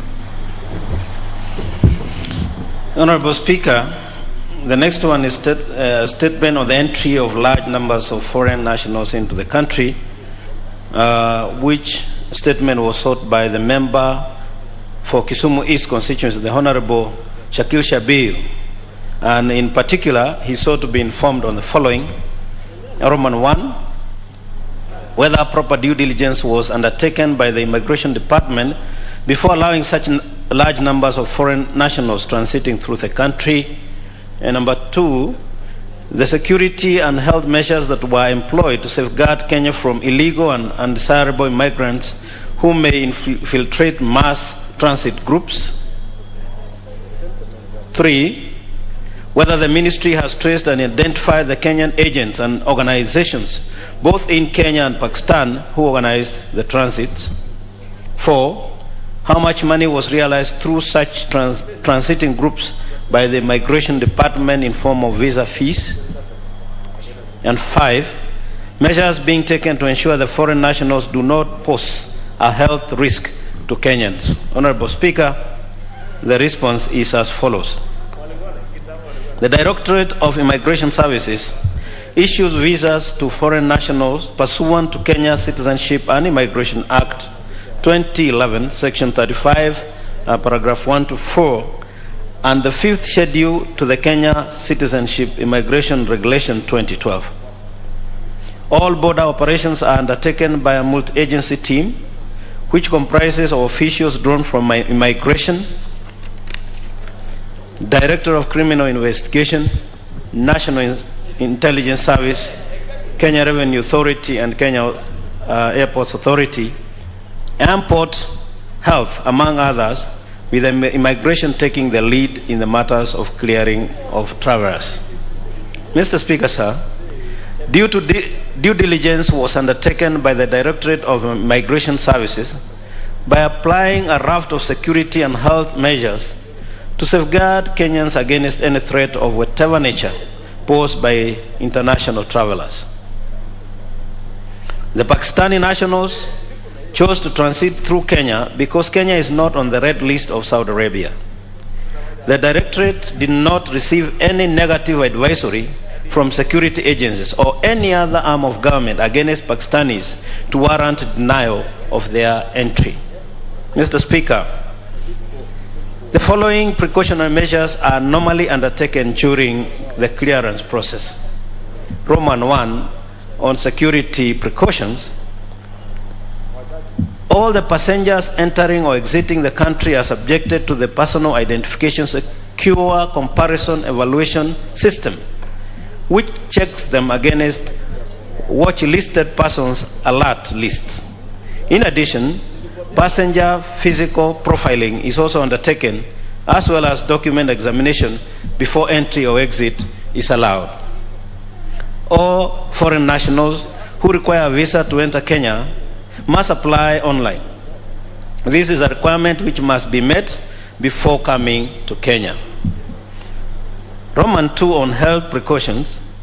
In the process of clearance, the immigration officers at the port of entry confirm that the passenger is in compliance with COVID-19 protocols by producing a negative COVID-19 certificate.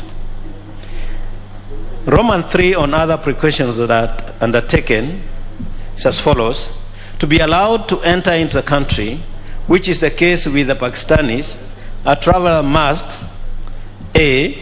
Be in possession of valid passport. B. Be in possession of valid on-one visa to the country of destination. C.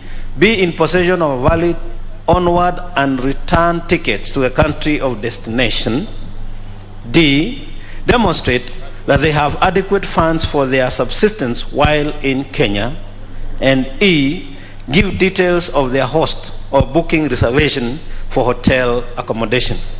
Honorable Speaker, sir, the Kenyan visa costs $50 and there were 18,322 Pakistanis who visited the country from June 2021 to date, which translates to $916,100. Meanwhile, 18,373 Pakistanis have departed the country during the same period, which number includes those that may have visited the country earlier. I thank you, Honorable Speaker. The Honorable Shakil.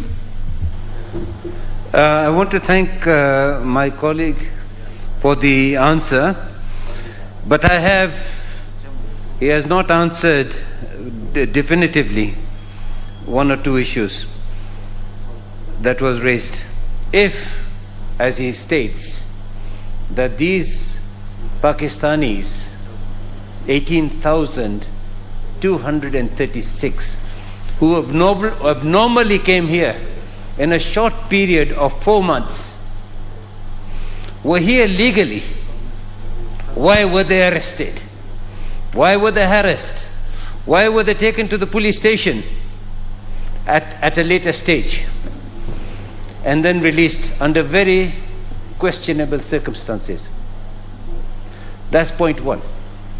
Point two, I asked in my statement, Mr. Speaker, sir, whether it is normal for any country, anywhere, to have 18,000 people coming in at a time that the area from where they are coming has been a result of unrest, Remember, this is the Afghanis. Afghanis went to Uganda and went to other places. We wanted to question whether these were genuine Pakistanis who were going on to Saudi Arabia. And if so, why is this the first time in the history of Kenya that we have 18,000 people from the same country coming in, and some of them were dumped in B&Bs and were walking around begging for water? Third, I asked whether they had been able to trace the Kenyan agents and the Pakistani agents. I can assume that they don't know how to trace the Pakistani agents. But it is alleged, it's not alleged, it is shown that for each one, the amount of minimum of $5,000 was paid. 18,000 times $5,000 is $9 billion. Of those $9 billion, how much did Kenya benefit by putting this country at great risk of 18,000 people? And most of them stayed in Kajiado area. And my friend is on the phone. But you understand that the fallout of COVID could have been disastrous. So if I'm being told that this is normal and all things were taken in good perspective, and we are going to do this, which other country has done this in Africa? So we don't mind, we've done it. Everything is normal, then why did they arrest them? So that is the questions we need to ask. And I keep asking, what happened to the monies? Has it gone into the consolidated fund? Or has somebody benefited? And why is this so quiet over the last 6 months? It has been very quiet. You do not find, Mr. Chair, any country taking 18,000 people, unless it's America, where they are taking thousands of people. 18,000 in Kenya from one country. It's questionable as to what happened. But God will know. I hope that we have been able to cover the COVID restrictions, and we've had no real spike. So God has been with us. It has damaged our reputation with our countries like Pakistan. We are getting a very bad reputation in Pakistan, in Saudi Arabia, and in Kenya. And we are seen to be bringing in people and not following the protocols. That is my only response, Mr. Chair. Mr. Speaker, sir, I think this is a whitewash. But I will now, if they are saying that all protocols were observed, these people were legal, they came in very well, they were like all other tourists, it's not possible. 18,000 tourists, where did they go? Did they go to the Masai Mara? Where did they go? They were begging here for food, the poor guys. These were poor people. They had no money, they had no water even. So is that how we are going to treat? And if we are very good to refugees, it's very nice. If we are being used as a transit center, then we should be paid good money for being a transit center, and let's have a center where they come in and are isolated from the rest of the community.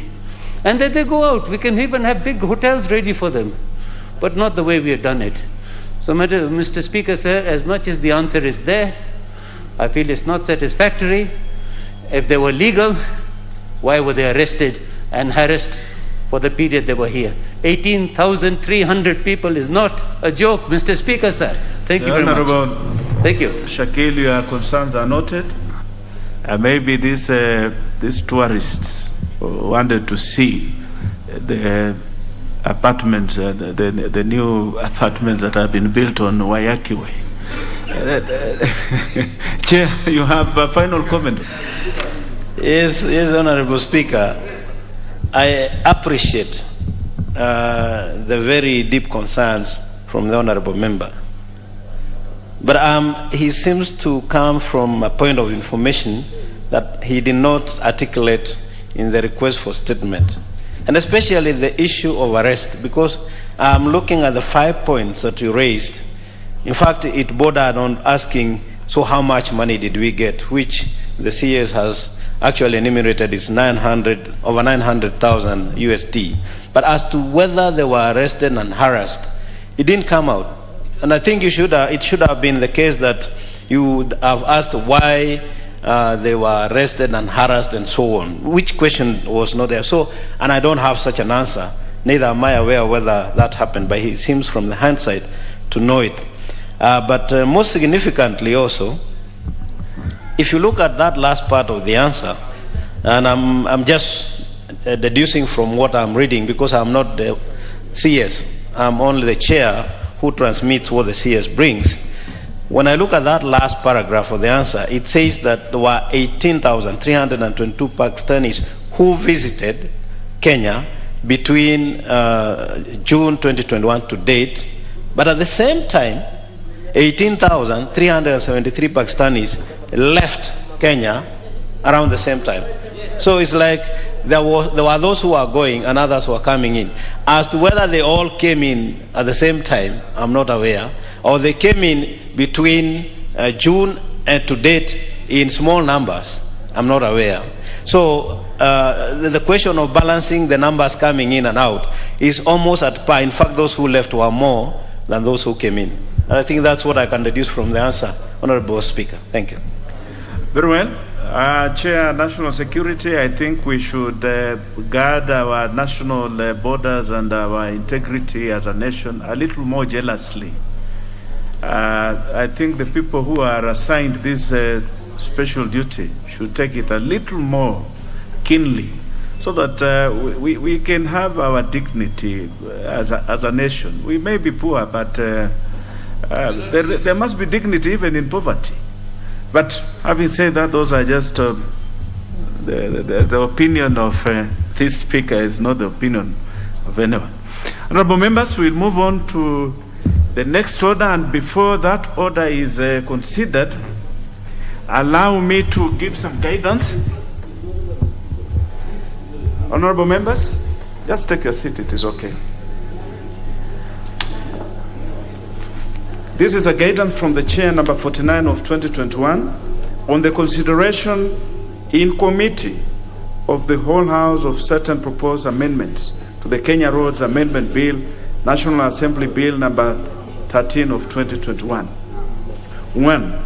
Honorable members, before we proceed to order number 11, being consideration of various bills in committee of the whole House, I wish to guide the House as follows. With regard to certain proposed amendments to the Kenya Roads Amendment Bill 2021, I have received the amendments proposed by nominated member, the Honorable Godfrey Osotsi, Member of Parliament, seeking to amend clauses 2 and 3 of the bill and to insert a new clause 5.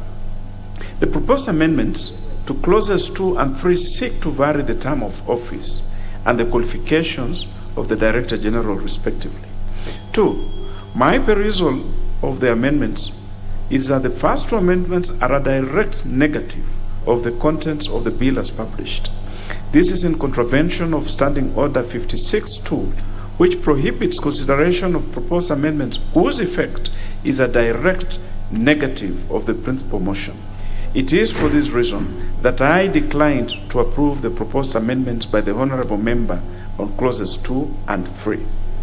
With respect to the proposed new clause 5, it is observed that the effect of the amendment is to declare the offices of Directors General in the road sector vacant upon coming into force of the proposed law. However, taking into account the provisions of Article 47 of the Constitution, providing for fair administrative action, the House must refrain from legislating in the manner proposed by the Honorable Member. 4. The declaration of vacancies is a definite removal from office of the current office holders and amounts to administrative action. The Honorable Member for Murwadike. Yes. Yeah, just a little bit. I'll be done. 4. The declaration of vacancies is a definite removal from office of the current office holders and amounts to administrative action prompted by the House by way of legislation. The constitutional provision, as read together with the Fair Administrative Action Act 2015, the requirements for public participation set a high threshold for administrative action. In this regard, the proposed amendment is contrary to Articles 47 and 118 of the Constitution and the Fair Administrative Action Act 2015 to the extent that it does not provide for notification to the office holders nor transitional arrangements for the offices, and public participation has not been undertaken on this drastic proposal, having not been part of the bill as published. 5. Further, Standing Order 1335 prohibits amendments to bills that unreasonably or unduly expand the scope of the bill as published, taking into account the need for public participation as contemplated under Article 118 of the Constitution. For these reasons, I have disallowed the proposed amendments by the Honorable Godfrey Osotsi and order their exclusion from the order paper. The House is accordingly guided. I thank you.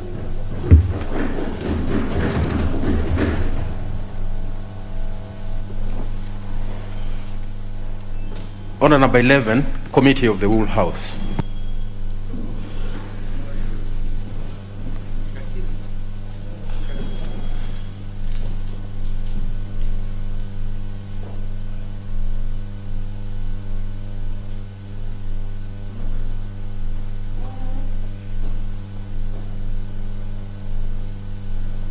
Is the chair properly dressed?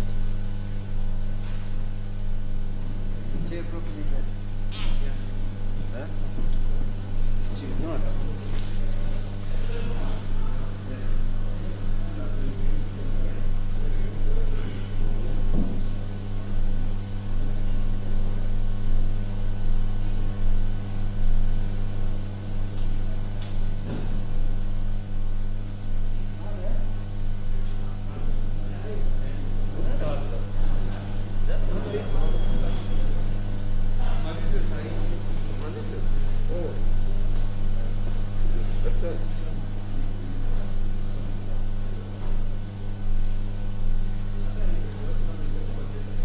Yeah, it will take the shortest.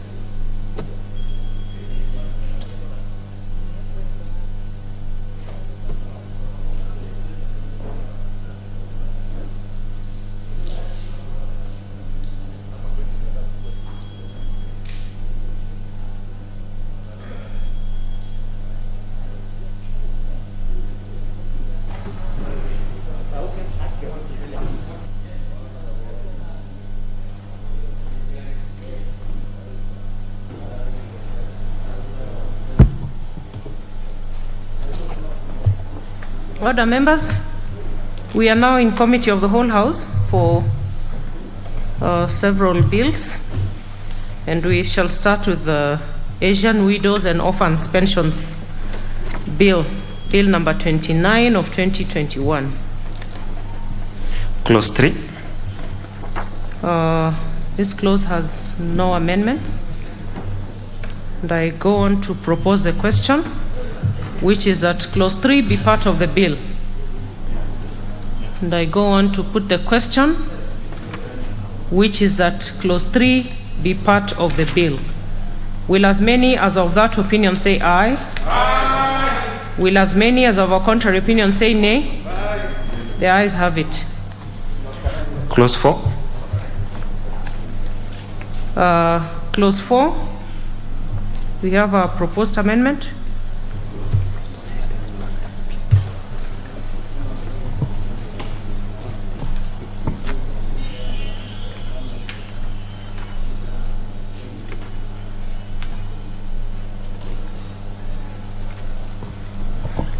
So there is a proposed amendment here on clause 4, and I go on to propose the question, which is that clause 4 be part of the bill. Mover? Honorable Mwalika.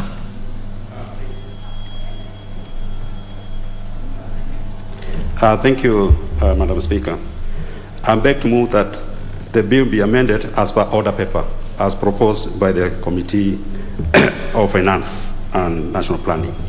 The reason for this amendment is to ensure that the Auditor General submits audited reports on the funds to the National Assembly within a year. Thank you, Madam Speaker. Okay, I propose the question, which is that clause 4 be amended as proposed. And if there is no interest in debating, I go on to put the question that clause 4 be amended as proposed. Will as many as of that opinion say aye? Aye. Will as many as of a contrary opinion say nay? The ayes have it. I go on to put the question that clause 4 as amended be part of the bill.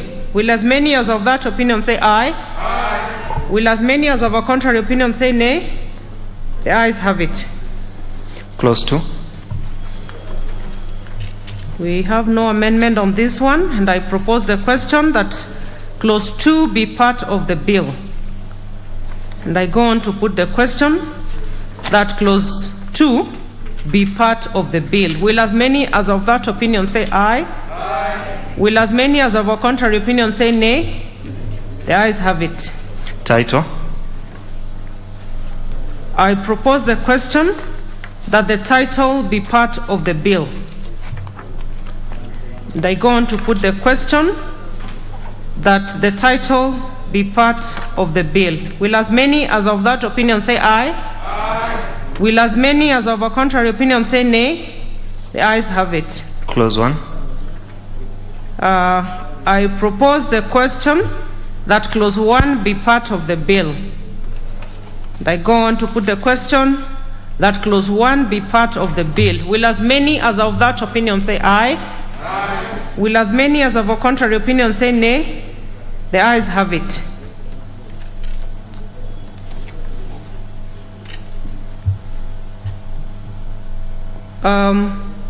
I go on to now call on the mover of the bill to move reporting. That should be the leader of majority. Yeah.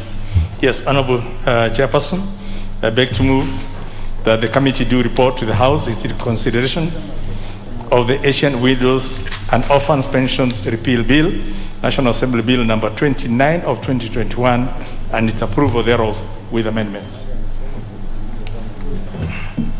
And I go on to put the question for reporting, which is that the committee do report to the House its consideration of the Asian Widows and Orphans Pensions Repeal Bill, National Assembly Bill number 29 of 2021, and its approval thereof with amendments.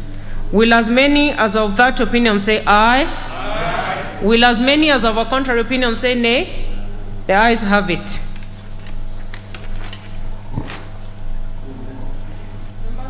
We shall go to the next bill, which is the Provident Fund Repeal Bill, National Assembly Bill number 30 of 2021. Clause 3. Clause 3 has no amendment, and I propose the question that clause 3 be part of the bill. And I go on to put the question that clause 3 be part of the bill. Will as many as of that opinion say aye? Aye. Will as many as of a contrary opinion say nay? The ayes have it. Clause 4. We have a proposed amendment here, and I propose the question that clause 4 be part of the bill. And call on the mover to move the amendment. Honorable Mwalika. Thank you, Madam Speaker. I beg to move that the bill be amended as per order paper, as proposed by the Committee of Finance and National Planning. Thank you. The reason for this amendment is to ensure that the Auditor General submits audited reports on the fund to the National Assembly within a year of audit. Thank you very much. I go on to propose the question that clause 4 be amended as proposed by the Honorable Mwalika. Is that Honorable Dawood? Chair, I think the Chair of Finance has not explained. It is a terminating report and not every year report. He should say it's a terminating report because it's being terminated, the whole the fund. That's what he has to report on, terminating, and not an every year one. Thank you, Chair. Honorable Malika, do you want to clarify that? It's clear on the amendment. The amendment is clear. It's terminating. Yeah, thank you. I agree with the Honorable Daud. It's a terminating report. Thank you. Okay. Can I go on to put the question? I put the question, which is that clause 4 be amended as proposed. Will as many as of that opinion say aye? Aye. Will as many as of a contrary opinion say nay? The ayes have it. I go on to put the question that clause 4 as amended be part of the bill. Will as many as of that opinion say aye? Aye. Will as many as of a contrary opinion say nay? The ayes have it. Clause 2.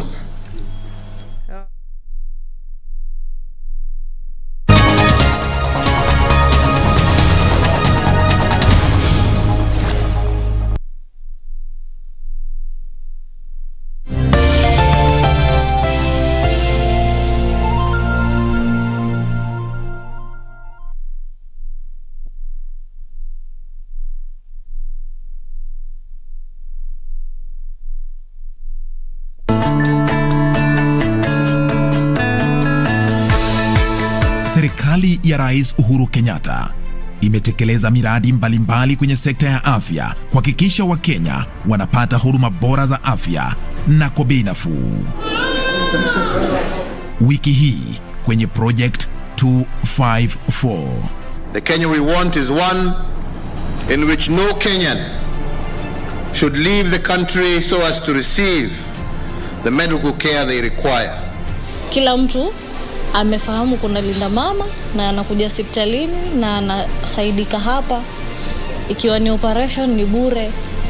Ikiwa atazaa mwenyewe pia ni bure. Hakuna mtu anafaa kukosa kupata huduma ya afya akienda kwa hospitali ya serikali.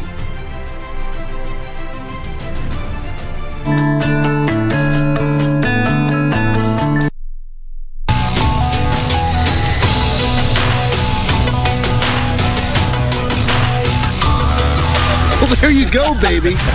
Like Grandpa Stu used to do, get your hands on them, punish them, stretch them, submit them, whatever you'd have to do. The only legacy that matters now in professional wrestling is the dynasty. 2 minutes, and it's 2 minutes for Marshall to survive against two men. Oh, it's Filthy Tom Lawler! It's like some kind of Contra street soldier. He's got the claw. Oh, yes!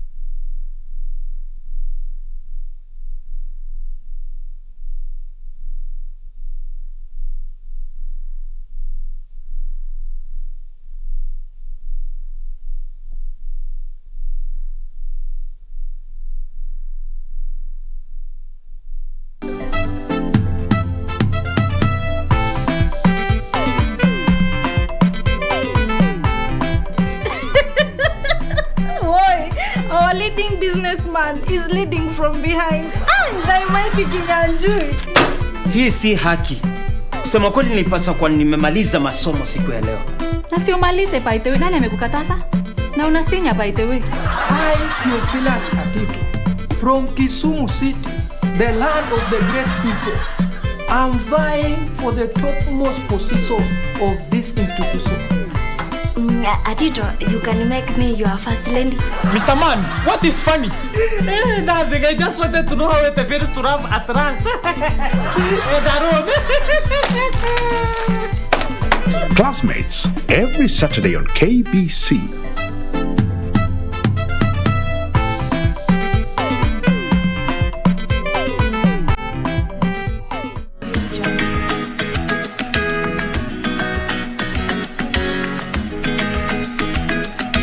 Kufanya mambo katika usawa. Sijui kama wanielewa. Lakini whatever is going on in the office mimi najua. Unajua machache juu yote. Ole wako nimekupata sasa leo mzee. Wafanya nini hapa? Kwa hiyo wewe ndio yule mnoko ambaye wajenga hapa, si ndio? Hakujafanya nini hapa? Naona tunakuomba msaada. Angujua msaada? Maana hapa kituo cha kutoa misaada, si ndio? Lakini siku nyingine usije ukaona watu kaja na jazba, waje umie kijana.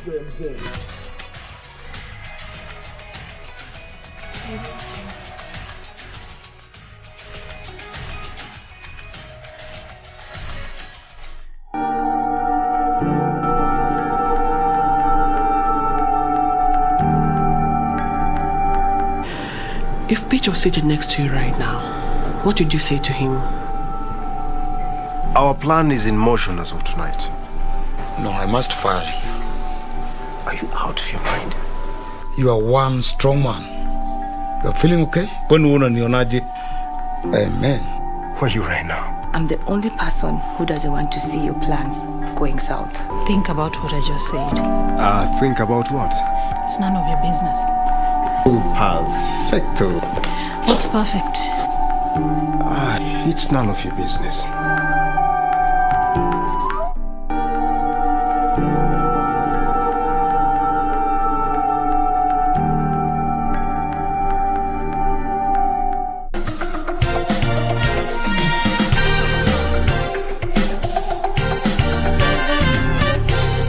When I was admitted, I couldn't pay. I did my own transaction. I paid for my admission. Yes, yeah. But by the time I'm being discharged, I couldn't see my phone. Wow. So I couldn't pay for my, someone else had to do it.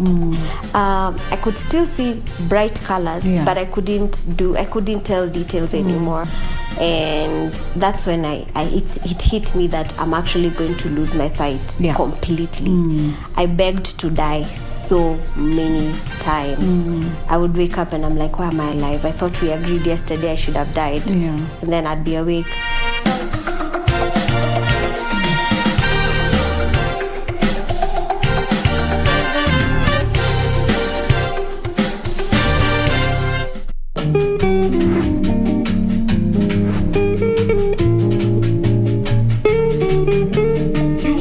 Not done full payments. When you of me impregnating you. Of when a doctor. You've only done a down payment. Can you listen? I am helping Kenyan men do their job. I have helped your men. I am saying you keep quiet. Can you keep quiet, Dr. Fonike?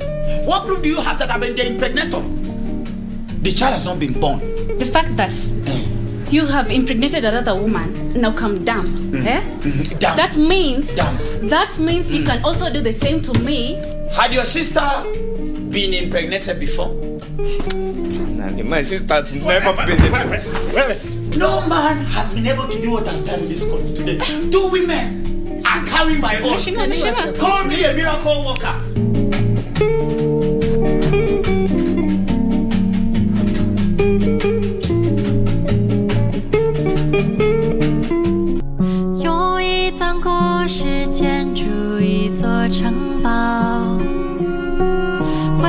It's your first time.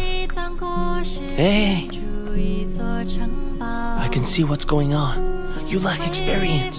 Why are you dressed like this? You ought to dress more like me.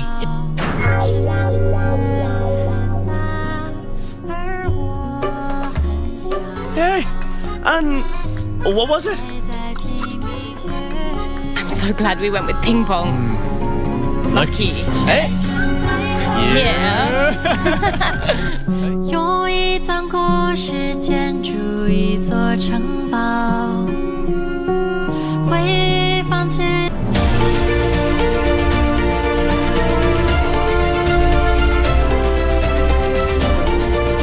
My name is Dorothy Lowaktuk and I'm a wildlife warrior. Working for elephants is the most special thing and very beautiful. This is the first community-run elephant orphanage in Africa. They will not make in life if they are not with their families. We get them and rehabilitate them instead of leaving them to suffer in the wild. This is Wildlife Warriors, and I'm Paula Kahumbu.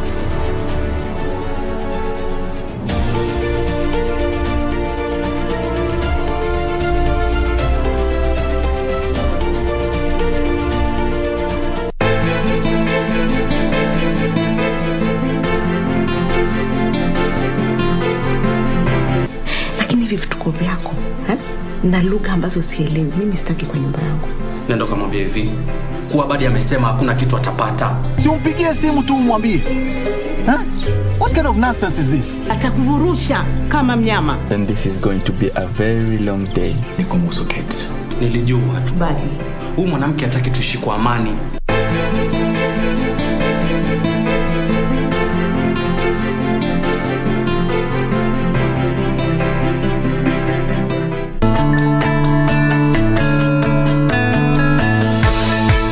Serikali ya Rais Uhuru Kenyatta imetekeleza miradi mbalimbali kwenye sekta ya afya kuhakikisha Wakenya wanapata huduma bora za afya na kwa bei nafuu.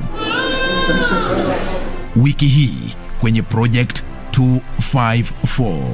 The Kenya we want is one in which no Kenyan should leave the country so as to receive the medical care they require. Kila mtu amefahamu kuna linda mama na anakuja hospitalini na anasaidika hapa. Ikiwa ni operation ni bure.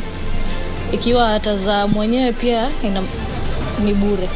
Hakuna mtu anafaa kukosa kupata huduma ya afya akienda kwa hospitali ya serikali.